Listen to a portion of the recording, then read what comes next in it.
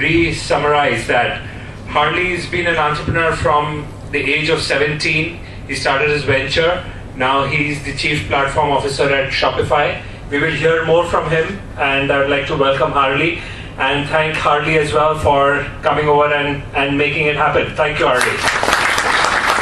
And thank you to all of you for coming over here, not taking much of the time. I would like to invite Vijay Talreja, who is the president of the Visit alumni, as well as the alumni of Vivekananda Education Society Institute of Technology, to come and briefly talk about the institution as well. Thank you. Welcome, Harley. Welcome to Vivekananda Education Society Institute of Technology.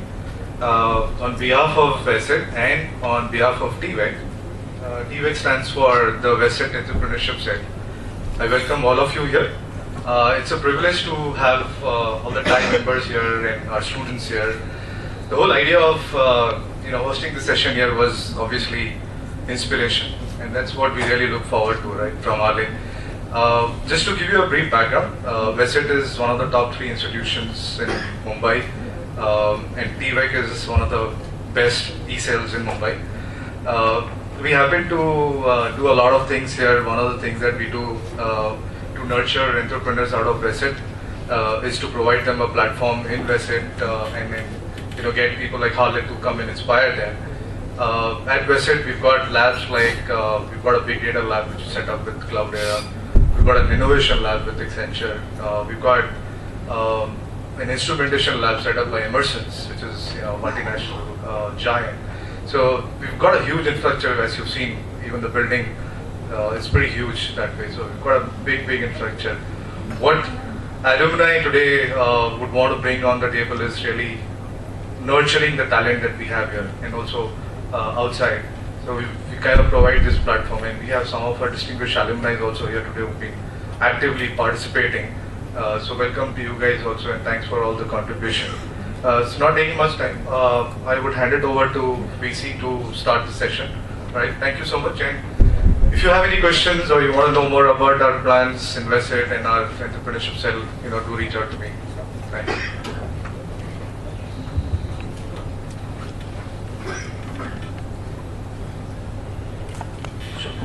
Okay, so before we start, just Wait a second, before I start, I gotta take a picture of the crowd. all of you can move seats so that we get, what is a tight frame, right? Yeah, it's okay. I'll cut it off the back, make sure it seems like it's a packed house. It'll be perfect. Okay, so very quickly, we'll fire a set of questions at Harley over the next 40-50 minutes. He's going to answer them. If you run out of questions or if you run out of answers, we stop right there. And then we open it up for Q&A. Fireside chat is typically very personal, so There should be a fire behind us, I believe. I think that's. I know, but in India, you put a fire down. Yeah. we're about 120 in the shade already. I come from Canada where it's very cold, so this is especially. We have 2 AC vents just for you.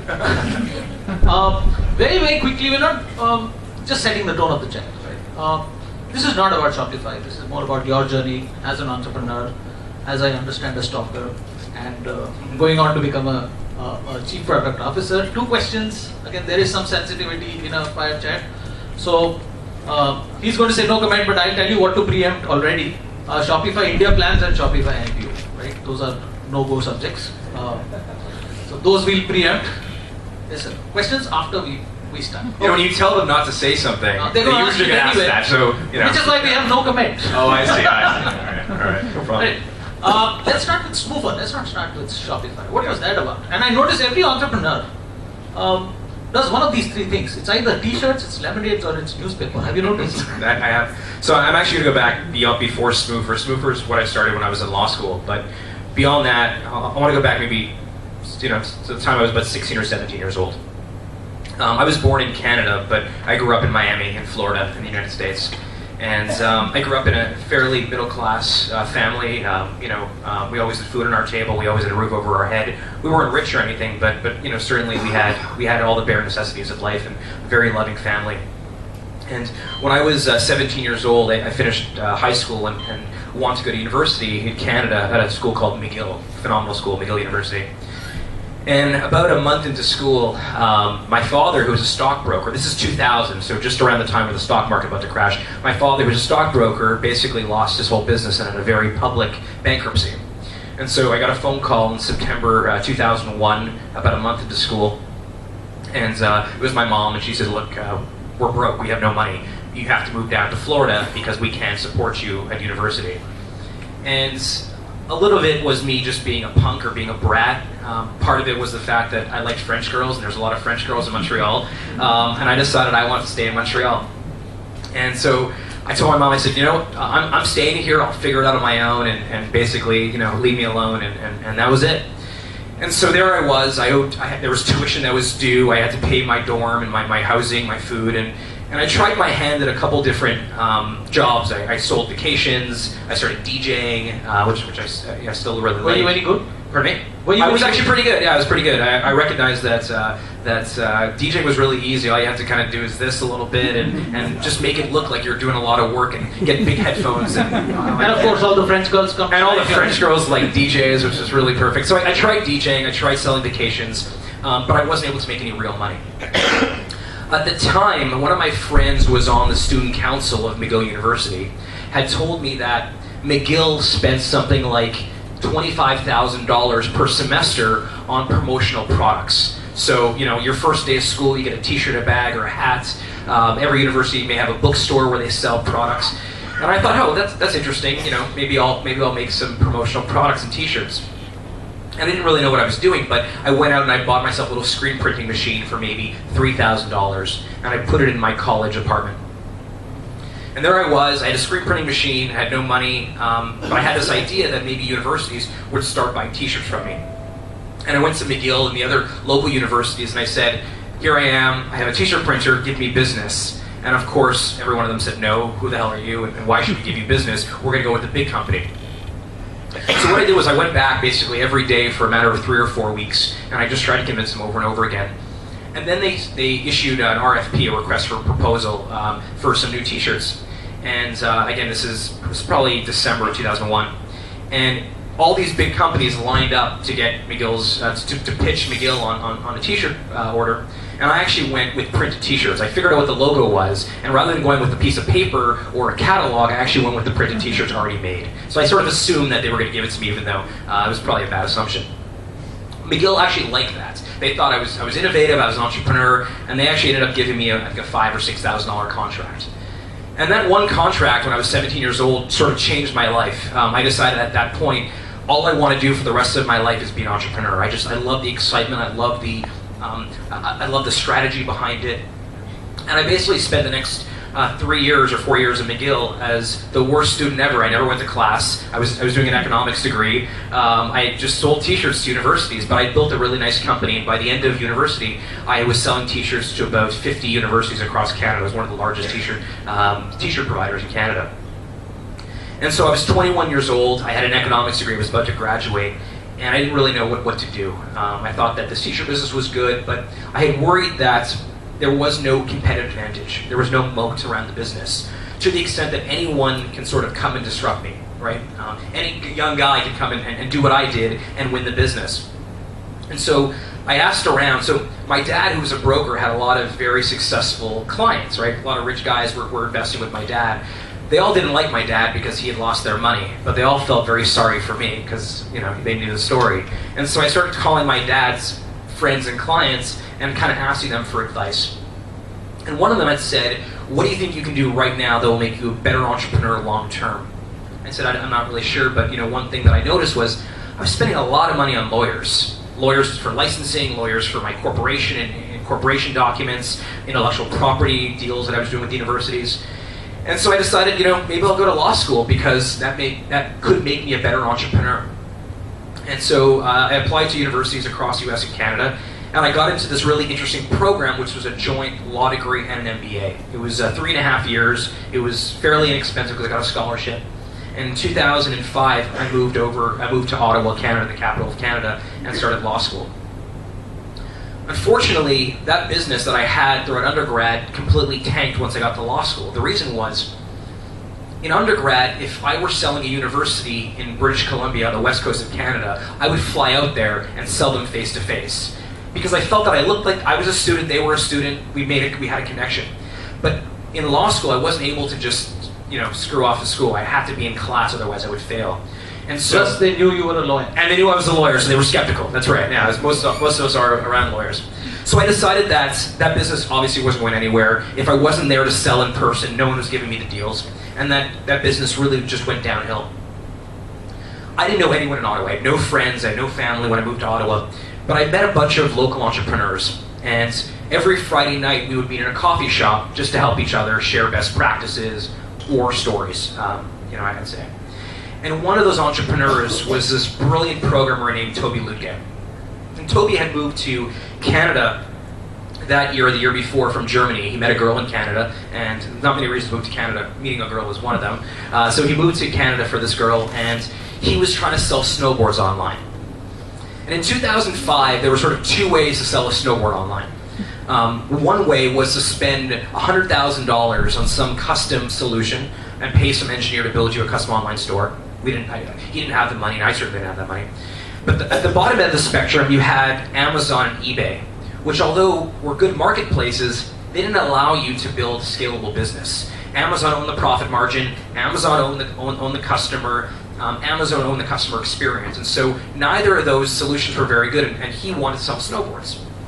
So being the brilliant programmer that he is, he decided to write his own piece of software to sell these snowboards. And he kind of ran this business selling snowboards for about a year or two. I had approached Toby fairly soon thereafter, and I basically told him my dilemma that I had this t-shirt business that was kind of going downhill, and I wanted to move to a more virtual business which didn't require me to fly anywhere, which could sort of run while I was in school. And he had realized at that point that while selling snowboards were a good idea, the software that he wrote to sell the snowboards was probably a great idea. So I'm going to stop you there. Sure. See, this is a very important thing, right? Ideally, a business is where your passion, skills, and money intersect. But that's the ideal case scenario. That almost never happens, right? So you have a guy selling snowboards, writing code, and you have a guy studying to become a lawyer, selling t-shirts. How do you decide to make the jump saying, hey, you know what? This is not for me. And I'm sure he was selling snowboards as is, right? He was selling snowboards, and that's a cool, funky thing to do, Chicks still dig guys. Yeah, French girls also like snowboards. Totally, Sure, yeah. So you have that angle too. It's glamorous, it makes you money, and this is software, this is iffy. So how do you kind of make that? It's a great question. So here's where that epiphany happened for me. So once he transitioned from selling snowboards, selling the software, I told him my dilemma, and he said, "Why don't you sell t-shirts online? You won't have to leave class. While you're in class, your business can run." And so I became technically one of Shopify's first customers. And I built my Shopify store, Smoofer.com, when I was sitting in tax law class. Tax law is the worst, right? I mean, I don't know what tax law rules are in India, but in Canada, it's books like this, and it's super detailed oriented, and it was just really boring. And in an hour and a half sitting in tax law class, I built Smoofer.com by myself. I wasn't a developer, I wasn't a designer, I wasn't that creative to begin with, but I built this really interesting online store while I was in tax law class. And that store, by the way, we sold licensed t-shirts, so Batman, Spider-Man, Superman. We bought the licenses that no one else wanted, because Batman was a big deal, but you want the license for Batman that you can sell to Walmart, because that's where you make your money, or to Sears. In 2005, the only licenses that were available were direct to consumer, meaning you had to actually be a retailer, and to be a retailer, you had to have stores. And so it was a bit of a loophole because I was able to use a direct-to-consumer model but sell it online where I didn't have to open up any stores. Smoofer.com ended up doing well because what we did was we found, and so Batman is a good example. We targeted cities with using AdWords in Canada that had movie theaters but did not have shopping malls. So it now sounds brilliant. At the time, it wasn't brilliant. It was just a guess. But I figured. A little boy goes to see a Batman movie in the movie theater, comes home, tells their mom, hey, I want a t-shirt with Batman on it. Mom says, I don't know where to buy it. There's no shopping malls around. It was sort of rural Canada.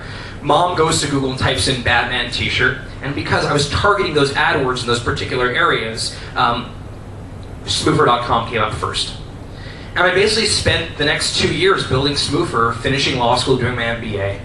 And by the end of law school, my MBA, Smoofer had made some money, but more importantly, I realized that what was happening was completely democratizing, revolutionary. Some young punk was able to build this incredible online t-shirt store while in school, full-time, sitting in class. And I felt that the future of commerce and the future of retail was going to be online. And so I finished my degree, I went to Toronto to practice at a big law firm, and I made it about 10 months. And after that, I decided that law was just the most risk-averse profession. It was all about, I once went to the managing partner for the law firm and I said, I have this good client. And the guy said, no, that's not the time for you to bring clients in. I'm your client, wait your turn, son. And that's kind of how that conversation went. And I hated that. I always loved the idea of a meritocracy. The guy with the best arm should be the one throwing the ball, not the guy that's been on the field the longest. And so I'm using a football analogy. I'd probably use a cricket analogy here for this crowd. We use arms and okay, football. Perfect, great. So the guy with the best arm, not the guy that's been on the field the longest. And so 10 months into practicing law, it's around 2008, I had enough, and Toby met up with me in Toronto, and I told him that I'm going to go back to Montreal, which is where I went to undergrad, and build up Smoofer and continue running the business. And he had this brilliant insight, which was, if you're going to spend the next 5 or 10 years building a business, make sure that business doesn't have a glass ceiling. And I thought about that, and I was sort of struck by it, because my business had a glass ceiling. There was only so many licenses I could afford to buy in Canada. My licenses were limited to a very specific scope, so there's no way I would ever be able to build a $100 million company or a $10 million company.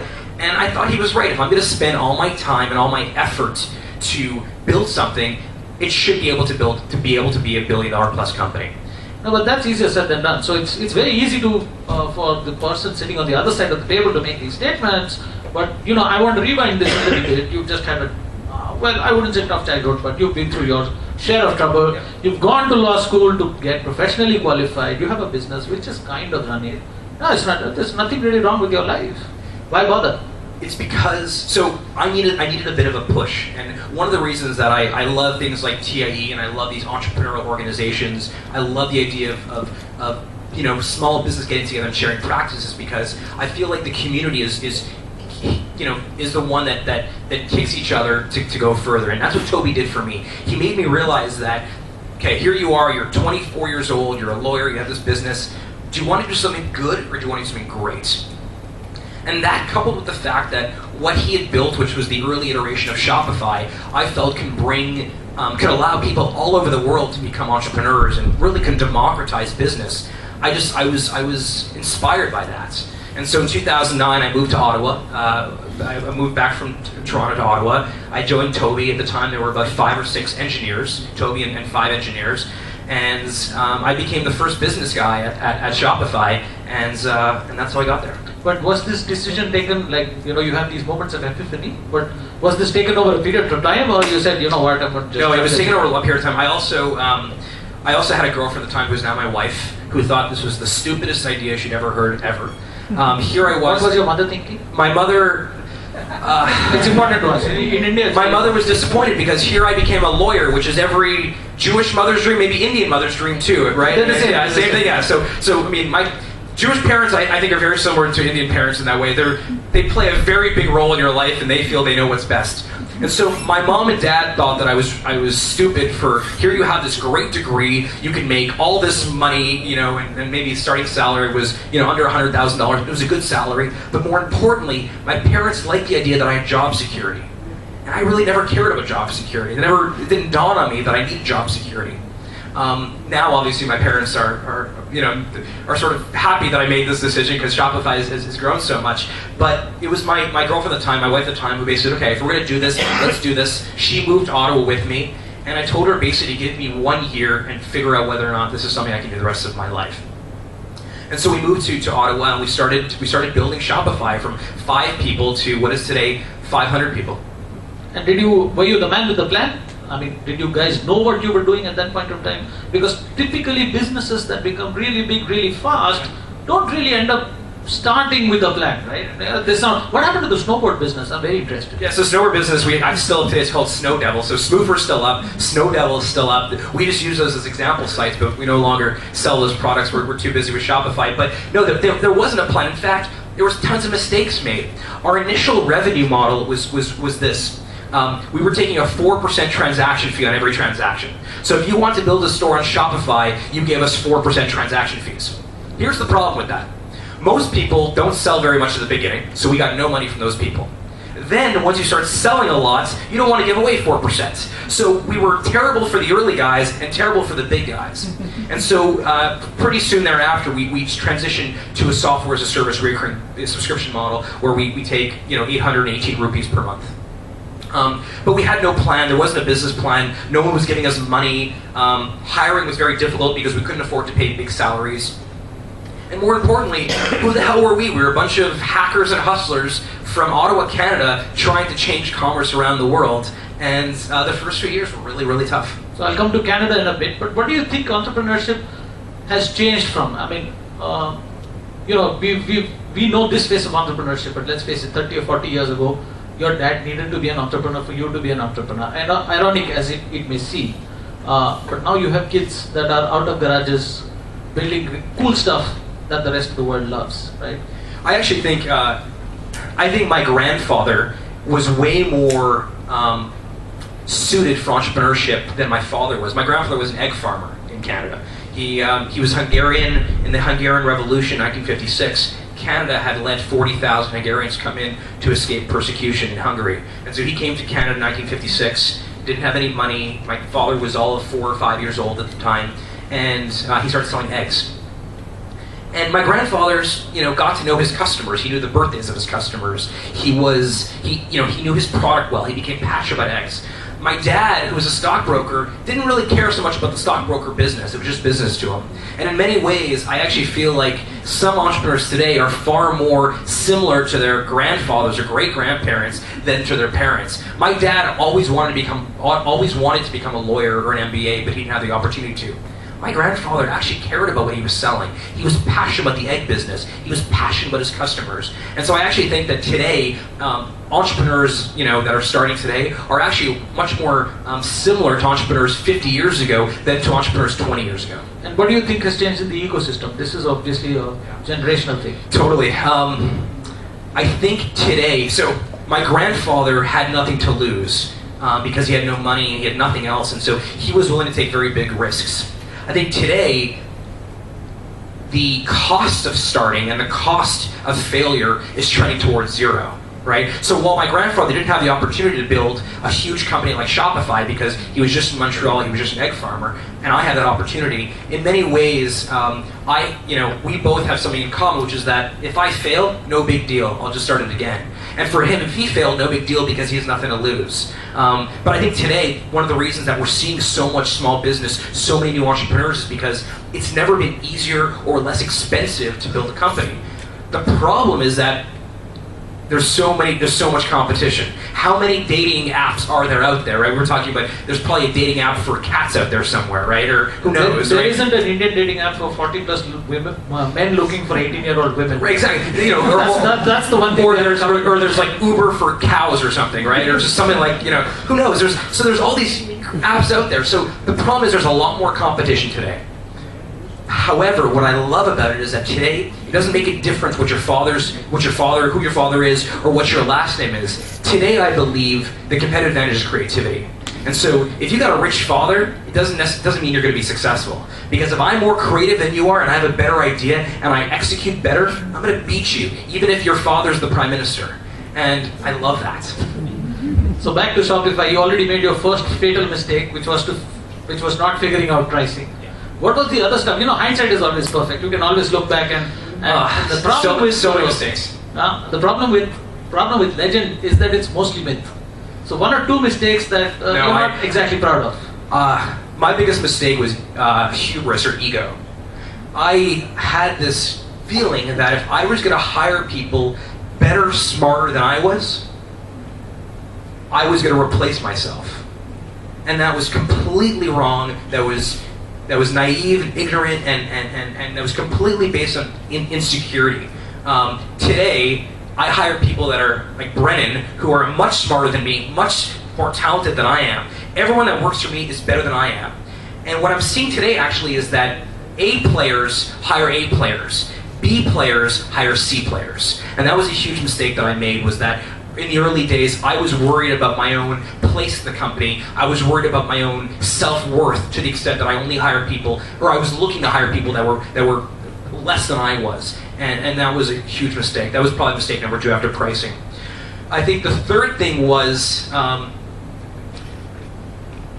think we probably spent too much time focused on failures and not enough time just making mistakes. So there's this concept now in business, and many of you have heard of, called the lean model, the agile model. The agile model is basically put something out there, see what happens, get the feedback, change it, put something else out there, or they call it an MVP, a minimal viable product. Instead of building a full product, build half a product and see how it resonates. I think today Shopify is very, very lean. We believe in that agile model. We're always iterating. Our website right now, if 2 of you go to Shopify.com, one of you may see one site, another of you may see a totally different site. It's because we're testing which converts better. We're always testing everything. Nothing is ever static. I want to take a step back. So you're the biz guy, so to speak, and you have a founder who is a complete geek. Those relationships normally don't work out, because you're both alpha males So were there pissing contests? Absolutely not.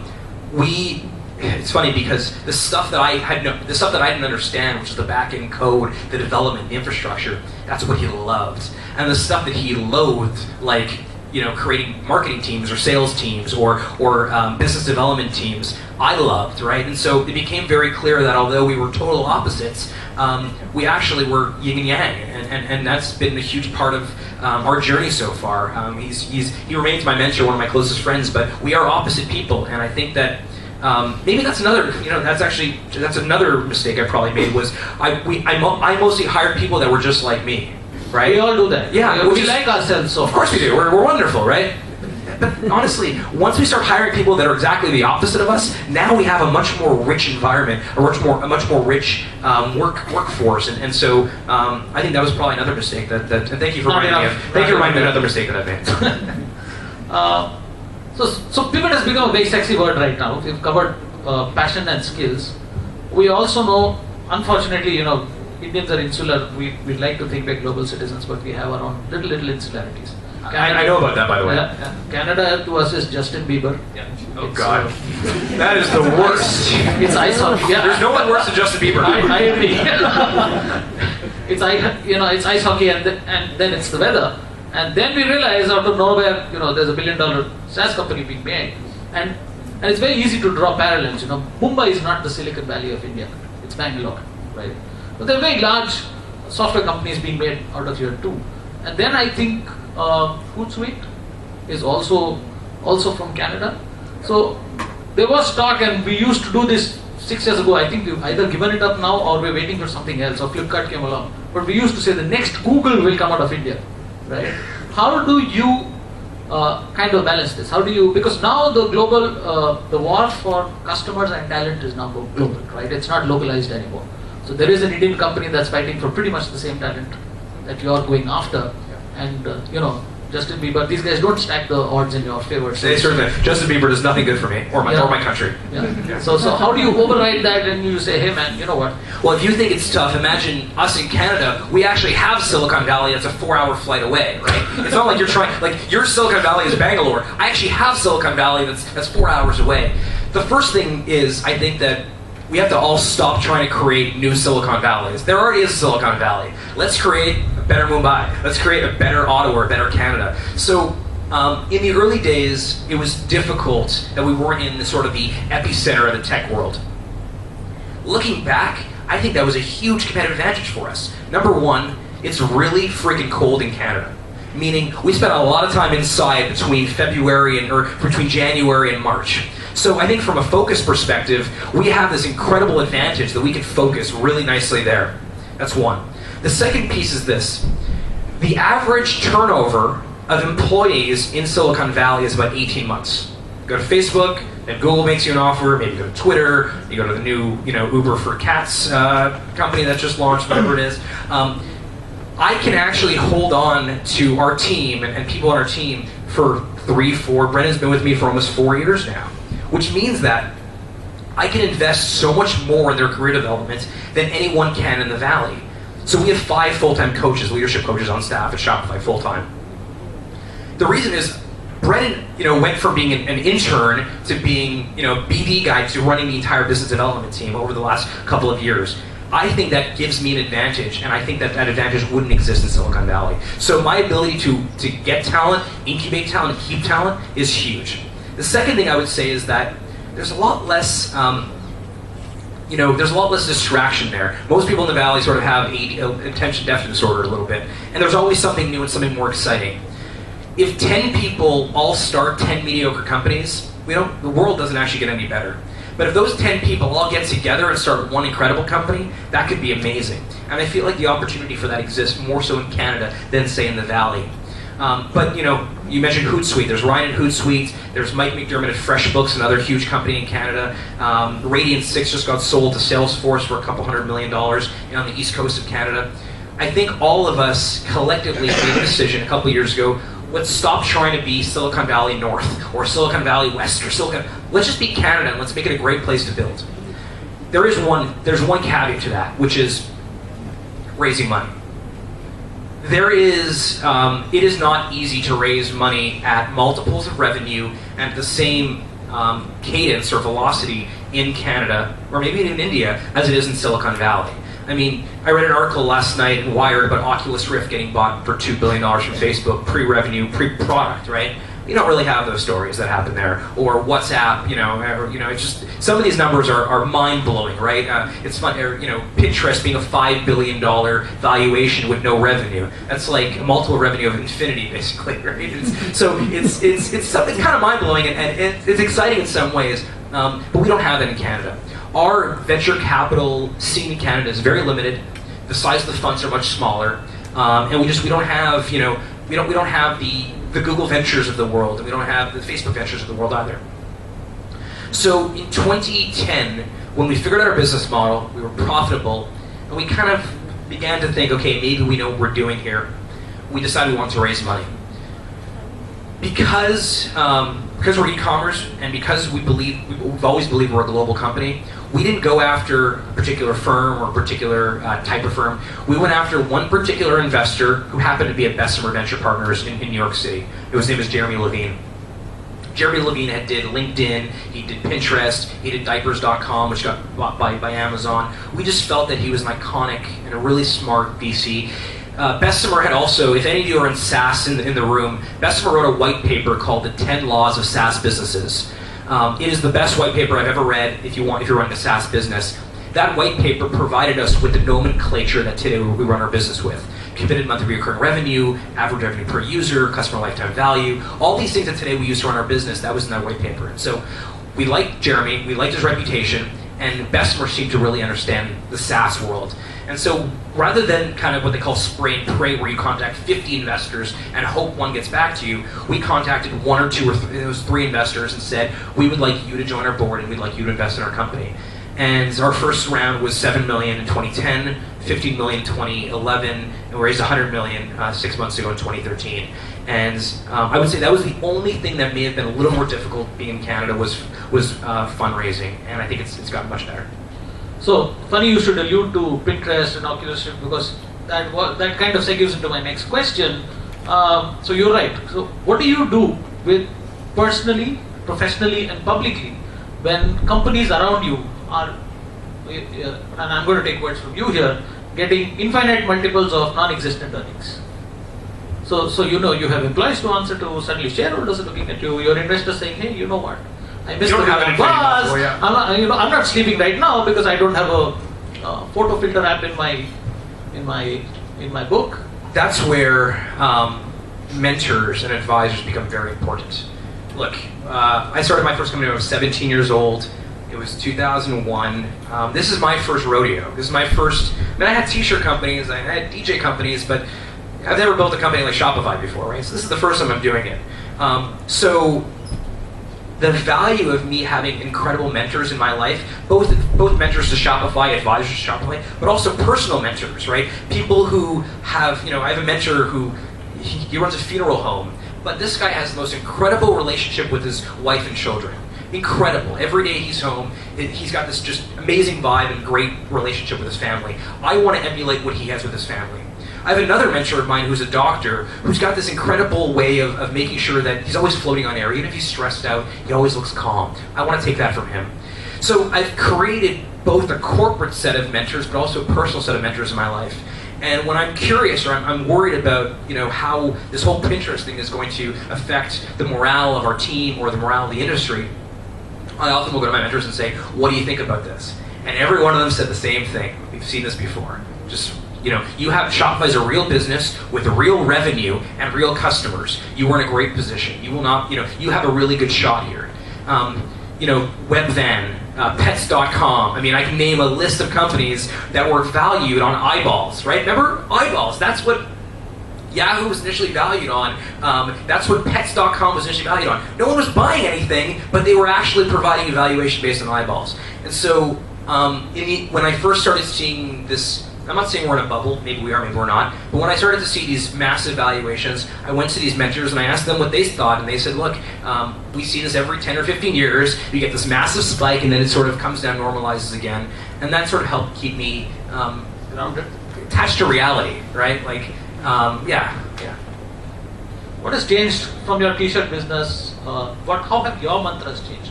Because you've made quite a journey, right? It's not every day that you make a journey from, let's say, being a DJ, not a great DJ, to being an okay t-shirt guy, to being let's say, a co-founder in $1 billion company. How have your mantras changed? What has changed personally?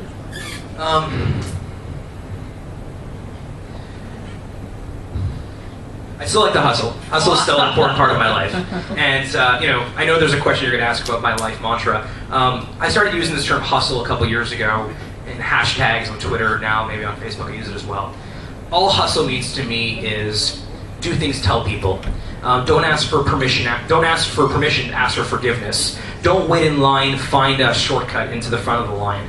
Hustle is just this kind of mantra that me and a lot of guys on my team believe in. When I first told Brendan to go do a deal with Pinterest or Twitter or Facebook, he was one of 100 companies that were pitching them. It was his job to figure out how to hustle and get into the front of the door. Do you know Mark Cuban? He owns Dallas Mavericks. Very successful. Brendan cold called Mark Cuban a year ago and convinced him to be one of our advisors, just like that, out of the blue. That's hustle. So I still have that in me, right? I still have that, that ambition and that drive, and that hasn't gone away. What has changed is that I've become a lot more comfortable with being uncomfortable. I used to hate being uncomfortable. In fact, when I wasn't having a good day, I would only do tasks that were easy, like answer an email, right? Now I constantly try to put myself in a situation that I'm uncomfortable, right? So I've had to become, one of the teams that I run is our app store, our API store. I've had to become technical. Not because I want to speak intelligently, because if I'm going to do my job properly and I'm going to help run one of the app stores or the app store for Shopify, I need to be more technical. And so I think one of my biggest lesson in the last couple of years is to put myself in a situation where I am uncomfortable and kind of enjoy being in that uncomfortable situation. Personally, I've done the same thing. I took a pottery class last year because I'm terrible at pottery and terrible with my hands, but I wanted to do something knowing that I'm going to be terrible at it. And I want to feel the way that feels. I just picked up the guitar 2 months ago. I'm not musical. I'm completely left-brained. Hey, you were a DJ, yeah. Remember? I was DJ. DJ was like, that was the extent of my musical abilities as DJ. But I picked up the guitar 2 months ago because I wanted to learn something knowing I'm going to be really bad at it. So I would say that was one thing. The second thing is, I've just had to get over, I mentioned ego once before, but I'll say it again, I have to get over myself, that, I'm not always going to be the smartest guy in the room. In fact, if I am the smartest guy in the room, it's probably the wrong room for me to be in. I want to be the dumbest guy in the room. And I want to love being in that room because it means I'm going to learn a ton. So I think that I've grown up, I've gotten married, my wife certainly humbles me. There's nothing like, raising $100 million and coming home and hearing, please go take out the garbage now. It just. What does your mother-in-law think? This is because behind every successful man is a worried mother-in-law. Right? We've heard that before. So what does your mother-in-law think about all this? I don't think she understands what we do. I think she thinks I work at eBay or something. I have no idea.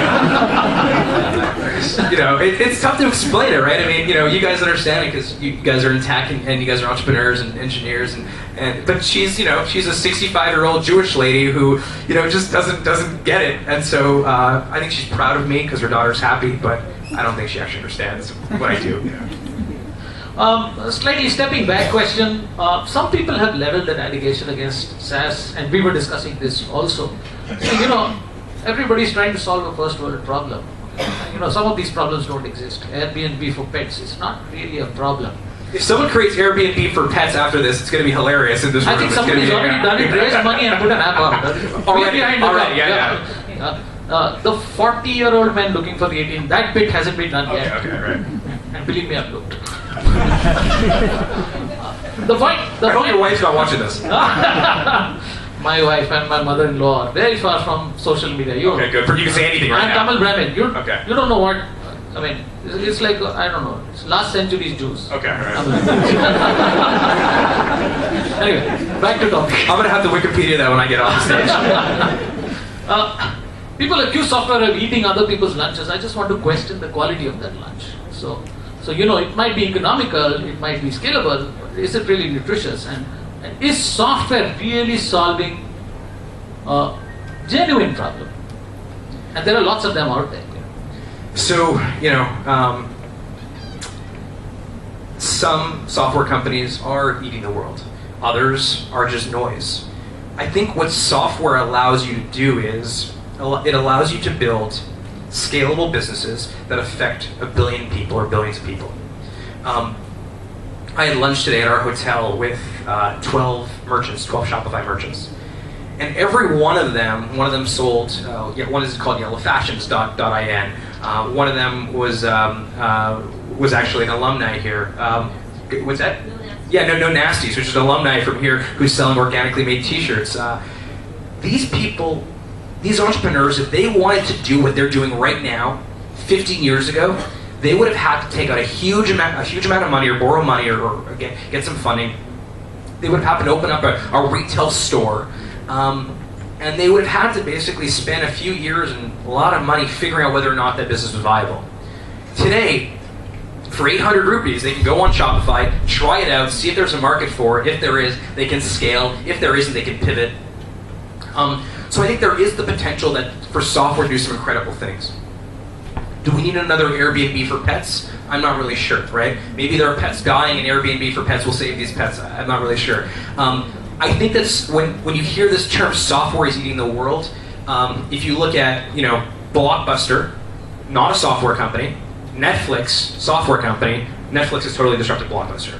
If you look at every HMV or Virgin Music, all these music stores, not a software company, iTunes a software company, iTunes completely won. And you can go through the list of all these companies, any bookstore, not a software company, Amazon is a software company, they've gone ahead and taken over. So there are enough examples out there where software has eaten the world, and by the world, I just mean their competition. But what I think software does, what I think technology does more than anything else, it's the great democratizer. It allows anyone with a great idea to try their hand at it. And it makes it far more, it reduces the barrier to entry. If you want to build, you want to build a company that makes coffee cups. The first thing you need to do maybe is make a prototype. Well, I can go and buy a 3D printer for very little money and make a prototype. Maybe I need to raise a little bit of money. I can use crowdfunding and raise some money.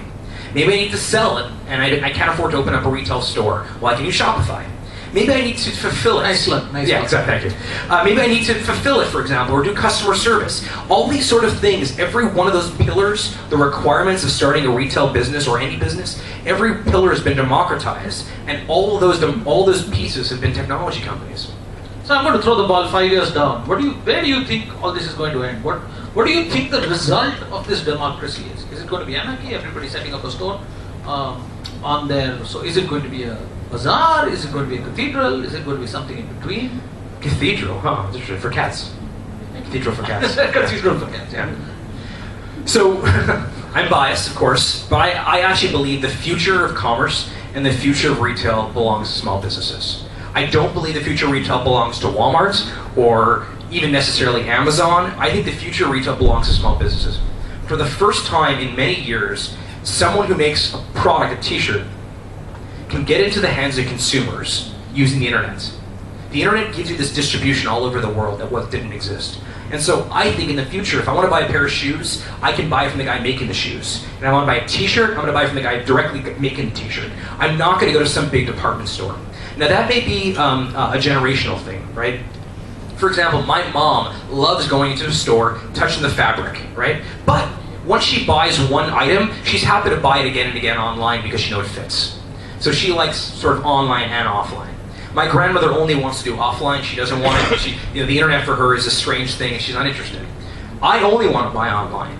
And so I think that the future, number one, belongs to small businesses and a consumer going direct to the maker. That's one. The second thing I think is going to happen is I think the future of retail is not online or offline. I think it's about consumer choice. If my grandmother wants to buy offline, that retailer should be selling offline. But if that same retailer wants to appeal to me and my mother, that retailer needs to sell online, offline, mobile. That retailer needs to cross-sell on Flipkart and Amazon. But years ago, the retailer used to tell us, the consumer, how we should make the purchase. There was, I don't know if this happened in India, but when there were video game releases when I was a kid, my father used to take me wait outside the Best Buy store at 3 o'clock in the morning because at 6 a.m. the doors open, we all rush in. That was the retailer dictating to the consumer how the consumer should make the purchase. Consumers are no longer accepting that. The consumer is now saying, I want to buy online and pick up in store, or I want to buy in store and have it shipped to me, or I want to come in and I want to come to a showroom, touch the fabric, but then I want to buy the product sitting on my couch on my iPad. So I think the future of retail and commerce is about small business, and I think it's about consumer choice. And are you making bets on the other side of the business? Are you also making bets on the offline side of the business? Yeah, so a year ago we did a survey, or a year and a half ago at this point, we did a survey, and we asked our stores, we had about 40,000 stores at the time, we asked our stores how they were selling. And about 30% of those stores told us they were actually selling offline as well. And so that was interesting to us because we didn't even know that they were doing that. So in August 2013, we put out Shopify Point of Sale, which allows you to sell offline as well. It's a great tablet-based. We then put out in January 2014 our mobile app, which allows you to accept payments at a farmer's market or a trade show. And so what we're trying to create is this incredible retail operating system whereby you have online, you have offline, you have mobile, you even have cross-selling on marketplaces, but it all feeds back into Shopify. And you as a merchant, you can say, you know what, I'll take the offline piece and the mobile piece, or I'll take the marketplace piece and the online piece, or I'll take all four. And maybe there's new channels that also come up as well. But the idea is it's all just retail. It doesn't matter where the transaction happens. Online, offline, mobile, or marketplace, those are just different channels. But the fact that today, if you walk into any retailer, they have inventory for online and they have inventory for offline. They're separate. They have customer resource management for online, but not for offline. That's ridiculous. It should all be one retail model, and it doesn't matter what channel you use. We don't have a fireplace, unfortunately. Warm my hands. But lovely chatting with you. It was such Thank you for having me. Thank you so Appreciate much. it. We're going to open it up for questions. Yes. Yes, please. Yeah. So one of the questions which I wanted to ask you was, can I stand up? You stand up, use a mic, and introduce yourself before you ask the question. We want to hold you accountable if it's a bad question.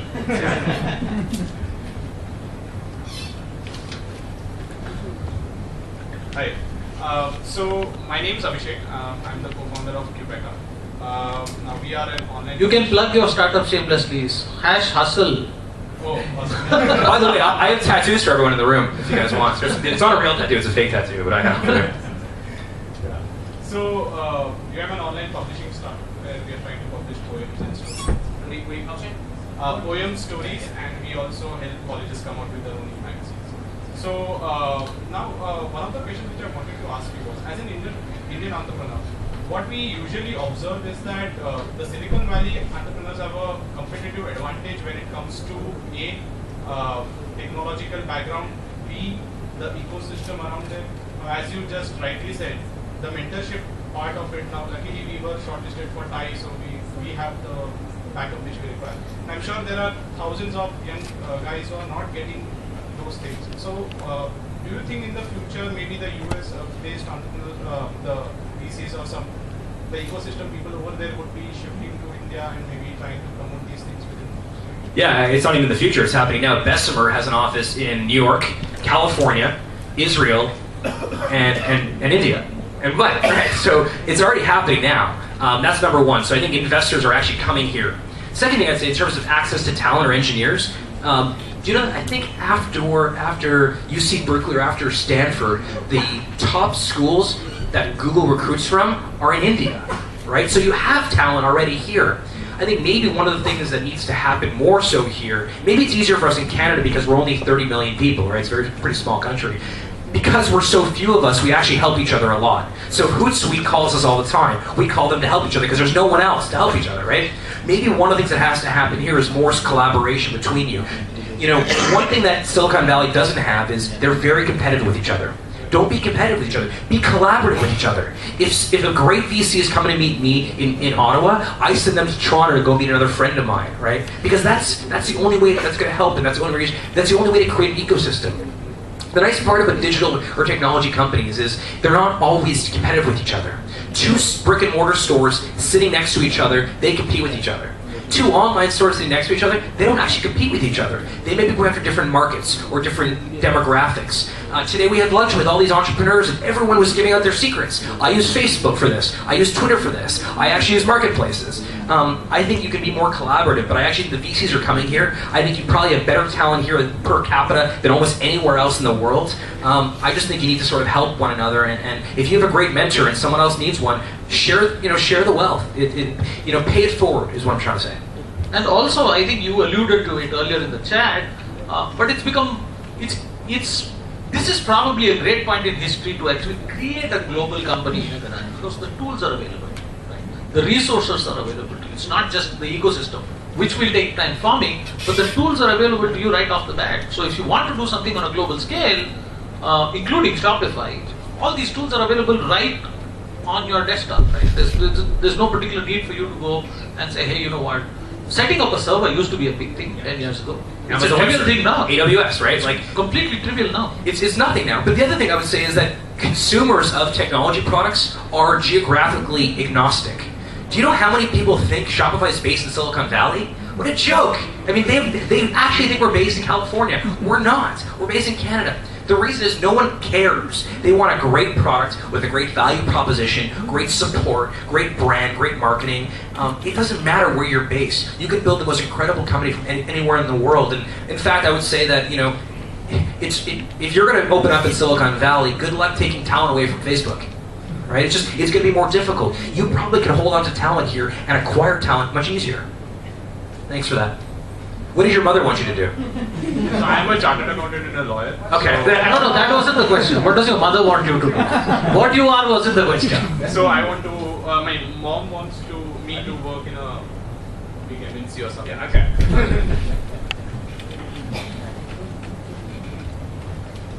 Hi, my name is Avinash.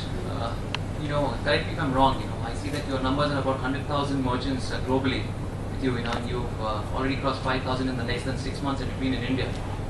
With this limited experience that you've had here, what's your, kind of assessment of the Indian marketplace vis-a-vis the global? Is it exciting? Is it challenging?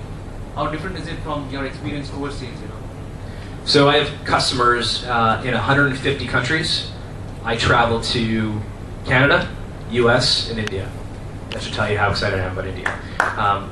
Yeah, thanks for that. And I've been here a bunch of times. My colleague comes here much more often because he's not married and his wife won't get mad at him for traveling here. But Brendan's here. He's been here 3 times in the last few months. So he's not happy about it. He's not happy. Yeah, that's okay. He's not happy. I'm going to start paying him one of these days. He'll be happy. Yeah. I would say this. Right now, in India, 200 million people are connected to the internet. That is the exact same number as people connected to the internet in the United States, except for one difference. In the US, it's an 80% penetration rate. It's 15% in India. So that's a huge opportunity in terms of that. Number 2, right now in the States, about 10% of total retail sales are done online, and it's growing about 12% year over year. In India, it's 0.3%, and it's growing 30% year over year. I think India is a huge, huge opportunity for companies like ours, certainly, but just for entrepreneurship in general. That being said, I think there are some interesting nuances and caveats to doing business in India. For example, 80% of e-commerce sales in India are COD. COD doesn't exist in North America. So one of the reasons why I spent time here is that I think a lot of companies have tried to do business in India in the past, by assuming they know what's going on here, rather than actually coming here, meeting entrepreneurs and talking to them. Yeah, one specific point of concern that I wanted to kind of pitch here was, lots of the merchants here have already gone onto the Flipkart and the Snapdeal and the Amazon, the marketplace bandwagon, right? So, I mean, is it that Shopify is actually coming in a little bit late and you need to kind of run much faster really to catch up with these guys, because once they have set up their marketplaces there, they're fully integrated, cross-platform there. So where does Shopify come in there? Great question. So those are not competitors. I speak to Sachin, who's CEO and founder of Flipkart. They're a partner of ours. Amazon's a partner of ours. We want our merchants to cross-sell on marketplaces. When you're just getting started with a new online business, it's very tough to get initial traction, initial traffic to get to your site. Using Flipkart or Amazon is a great place to introduce someone to your brand. It's not a great place to scale a business because Amazon, again, will own the margin, they'll own the customer.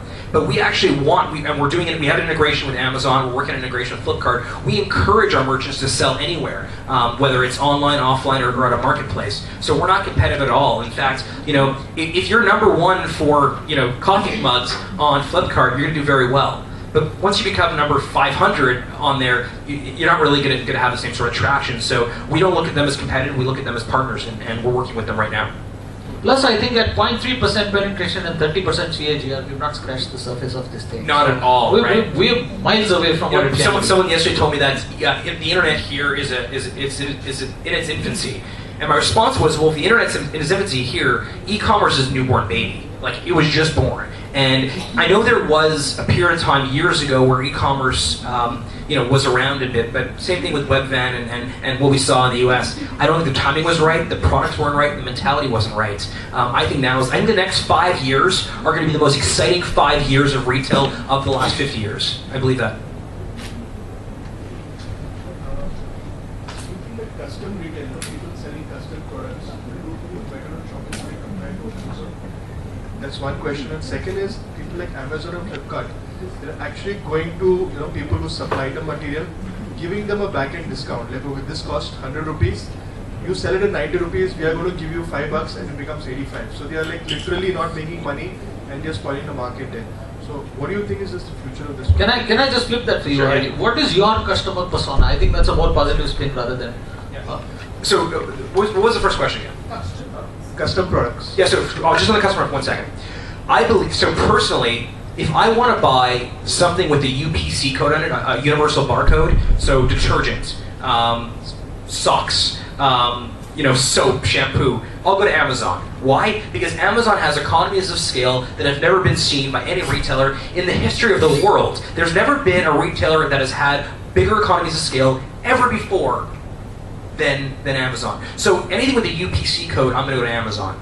But if I want to buy a cool pair of kicks, or a cool pair of, I love your kicks by the way, we're both wearing Chuck Taylors. If I want to buy a cool pair of shoes or a cool t-shirt, I want to go to a great company, a great online boutique, who actually are thinking about it. And so that's where I think the division is. If I want to buy something unique and different, I'm going to go direct to the actual merchant, the vendor.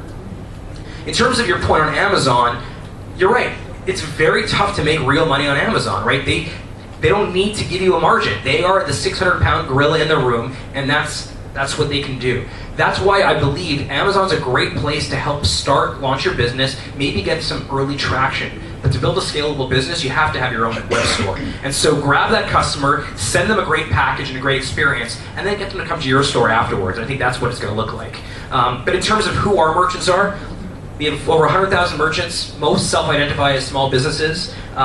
We have some big ones like Tesla and Google and Patagonia and Gatorade and Budweiser, but most of our businesses are small businesses. And most of them sell products. The most popular products are fashion apparel. After that, it's electronics and accessories. But that's the typical sort of DNA of our merchants. Yeah. Just one last question. He's not going to run out of energy, we're going to run out of time.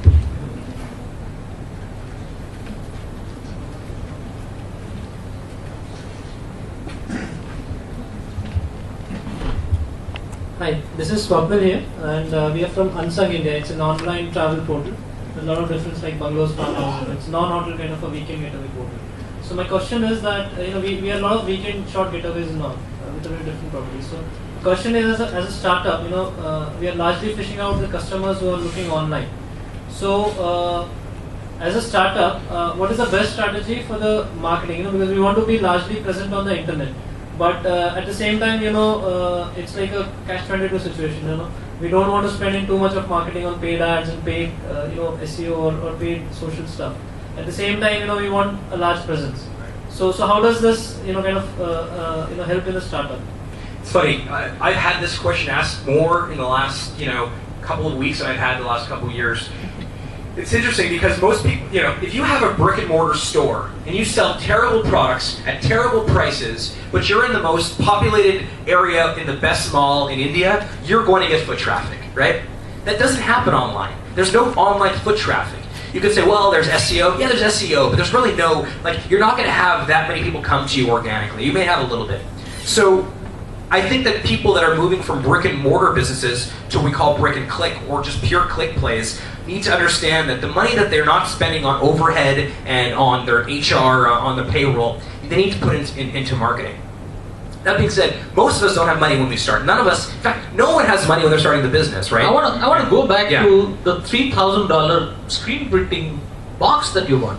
How did you get the money for that? Honestly, it just popped into my head. It's a great question. DJ.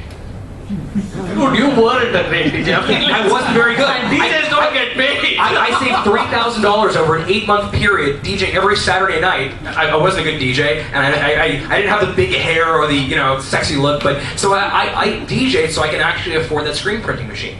But that being said, I think if you're thinking, how do I drive traffic? There's a lot of stuff now that didn't exist that's totally free. So for example, you have a travel company, you said, right? You should have the best travel blog in the world. And your travel blog shouldn't try to sell any of your products. It should be vendor neutral, extremely great quality content that gives value to the people that are coming to read your blog. Don't try to sell products. Just try to add value and engage people with your blog. By the way, that's free. That just takes an hour a day for you. Maybe you do a 15-second video every morning with one travel tip. That's free as well. Social media is free. Go on Twitter and type in something like looking for, or good deals on travel, and see who's searching for good deals on travel, and then offer them something, some value, some piece of advice. Facebook as well. I think that AdWords and paid search or PPC or any type of paid spend online, that's going to eventually be something you're going to have to look into. But in the early days, you can scale and you can get pretty big by just being creative. And I think that there's a lot of stuff out there that is completely free. And it's a virtuous cycle, right? The more content you put out, the more people read it, the more Google likes it. I mean, it's not really exactly. And then it's really a virtuous cycle. But the problem is that most people are trying to, most people are trying to sell constantly. Stop trying to sell sometimes. Just have a great blog that does great content, and let other travel bloggers link to a really good article that you wrote about, the top 5 restaurants to visit for an American tourist in Mumbai. If Condé Nast happens to link to your blog, all of a sudden you have 1 million people coming to your blog and you didn't spend a penny on it. So I think that most people that complain, well, I don't have enough money, I don't have Amazon's money, they're just being lazy. And I think that you can be a lot more creative than that, and certainly that's how we started. Hash hustle. It's for you, by the way. That's going on you. It's going on your arm right now. I don't have the biceps. What's that? You don't need the bicep? Should I put a tattoo on? For sure. Yeah. Here you go. I need a towel or something. Do we have one of those somewhere? We'll put it on after. You want a towel with water in Mumbai? Sorry, I'm asking for a lot. Yeah. We'll take it off for now. We'll put it on after, but you're going to have it on there. But thank you so much for this, and thank you so much for listening. Thank you so much for your time. Thank you very much. Just one question. He's like the Energizer Bunny. Hi, good evening, everybody. I think, Shopify has definitely changed. Can you hear me? Okay. It has definitely changed the entire way we looked at online shopping. I got introduced to it, and we tried to use it for our Rotary Club to raise funds for a cancer project. Well, it did not, actually we didn't go deeply after it, but I suggested to another friend of mine who was trying to spend tons of money, and they are selling, I think, home furnishing and fabrics, and they're doing pretty well. It's ramping up the way it is. But what I felt, you have made a wonderful entry into India. The only thing I feel is that your support is yet lacking. So I mean, I'm sorry, people will I talk want to me hear about, this, and this is important. support is lacking. For example, there was one seminar which I was invited for, and it turned out to be, they were talking about online business, and it was actually, we were attending a paid talk on Shopify. A lot of people did not like it because you're paying and going to hear someone talking a one-sided story about online shopping. And then out there itself, it was a good experience, eye-opening. They talked about a lot of success stories, and they offered us a 1-month trial. Now the email which entitles you that 1-month trial was so confusing that you didn't know where to put what code, and it never worked. But nevertheless, I mean, it seemed to be a good proposition, so we used it. I should have quit while I was ahead before this one. Yeah. So anyway, so I just wanted to tell you, you guys are doing a good job, but in India, nobody will forgive you if you make these mistakes, because you have a lot of tech savvy people, and when tech savvy people get frustrated, it's not a good thing. So thank you for that, and I appreciate the candor there. To be honest with you, the reason I'm here right now is because I want to learn more about the Indian market. Do it yourself in the United States is very different than do it yourself here in India. Right? Do it yourself in the US literally means they want to do it by themselves. They don't want to hear from you. Whereas in India, I'm hearing from merchants, well, I want to do it myself, but if I need help, I want to work with someone else sitting next to me. We're learning a lot, and certainly we're going to make some early mistakes. All I can tell you, sir, is that I'm committed to making this better. I'm committed to making sure people like you get what they need. And I apologize if you had a bad experience. And all I can say is a year from now, when I'm sitting back here and you're in the audience, hopefully you'll stand up and say, you're doing a great job. So here's the Indian thing to cracking the Indian market. The great Indian rope trick is called Sasta Sundar Tikau. I want you to remember that. It's called Sasta Sundar Tikau. Okay, Tikau as in tiki. Yeah. Sasta as in Sasta, Sundar as in Sundar. Sasta means cheap. Yeah. Value. Okay. Sundar means good looking. Okay. Right? And Tikau means reliable. So I want everything. I want everything. We want everything. Well, we're going to try to deliver that, and you're right, we will make mistakes, and there will be things that we do that, an email that works in the US market obviously doesn't work in the Indian market, and we have to be smarter about that, but we're going to do that. It's the reason why I'm going to spend so much time here. Thank you again. Lovely chatting to you. Thank you.